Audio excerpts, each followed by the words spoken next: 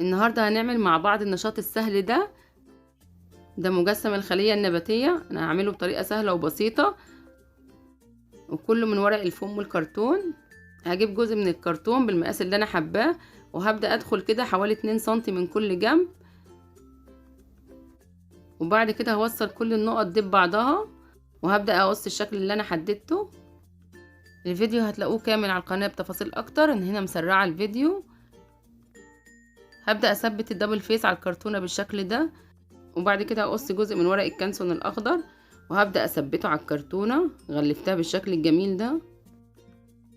قصيت كرتونة بنفس الشكل بس اصغر في الحجم شوية، وغلفتها بنفس الطريقة بس بدرجة اغمق شوية. قصيت شرايط من الكرتون عشان اعمل الغلاف الخارجي، وبدأت اغلفها بورق الفوم وورق الكانسون. قصيت فوم اخضر غامق غلفت بيه الغلاف الخارجي، وهقص جزء من الفوم الاخضر الفاتح هغلف بيه الجزء الداخلي. في الفيديو الكبير انا متكلمه عن وظيفه كل جزء فيها، يا ريت تشوفوه.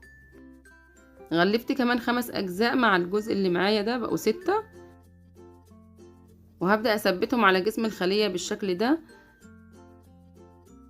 المجسمات دي لو حبيتي تعمليها بره بتتباع غالية. يا ريت يا حبايب قلبي تنوروني بالاشتراك في القناة وتدعموني باللايك، جزاكم الله كل الخير. هتلاقوا فيها افكار كتير عن الانشطة واعادة التدوير، ان شاء الله هتعجبكم. قصيت جزء صغير للظهر كده وغلفته بالشكل اللي انتوا شايفينه، وثبته في ظهر الخلية عشان يبقى شكلها نظيف. جبت الجزء البيضاوي ده وبدأت اقص منه اجزاء من الكرتون، وقصيت منه اجزاء من الفوم بالشكل اللي انتوا شايفينه وغلفته. وبدأت اثبت عليه الاشكال اللي من فوق بالشكل ده. عملت منه 3. دي البلاستيدات الخضراء. وقصيت جزئين كمان من الكرتون بنفس الطريقة وغلفتهم بنفس الشكل. وجبت شريطة من الفوم السادة وبدأت اعملها بتموج بالشكل اللي انتوا شايفينه. دي الميتوكوندريا. وعلشان اعمل الفجوة العصارية جبت جزئين من الكرتون قصيتهم بالشكل ده وغلفتهم بالصلصال الفوم. قصيت جزء من الكرتون على شكل النواة وغلفتها بالفوم بالطريقة دي، وعملت الغلاف بتاع النواة بالشكل اللي انتوا شايفينه.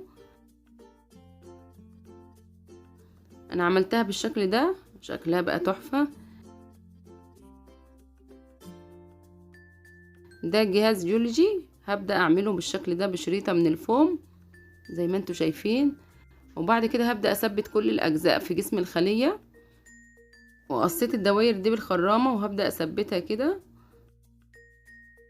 خلاص انا كده خلصتها. وبعد كده كتبت الاجزاء في جنب تاني من الكرتون وكتبت اسم البنوتة.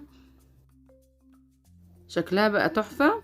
يا رب تكون عجبتكم. لو عايزين تتفرجوا عليها بالتفصيل زي ما قلت لحضراتكم في فيديو كامل، ما تنسوش تدعولي وتكتبوا لي تعليق حلو، تشتركوا في القناة وتدعموني باللايك، جزاكم الله كل الخير.